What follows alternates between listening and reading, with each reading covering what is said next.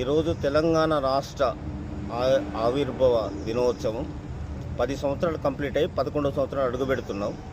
10 సంవత్సరంలో దరిద్రమైన గవర్నమెంటు సోనియా గాంధీ గారిని మోసం చేసిన ఎదవ బడ్డు బైరాగి ఎవ్వడు కూడా ఏం చేయలేదు. ఈరోజు రేవంత్ రెడ్డి గారు ఈరోజు లైవ్లో చూసాం.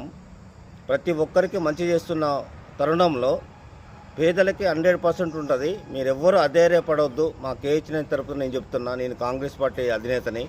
నేను కూడా ఏంటంటే నాకు కూడా ఇల్లు లేదు. మీ అందరం ఇల్లు కోసం ట్రై చేస్తున్నాం.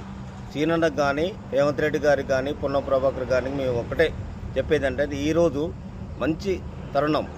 అన్నీ చేసిన మహోన్నత వ్యక్తి ఎవరంటే సోనియమ్మ. దానితో పాటు సహచరుడిగా నియమ నిబద్ధత ఒక రియాలిటీ ముఖ్యమంత్రి ఎవరంటే రేవంత్ రెడ్డి గారే.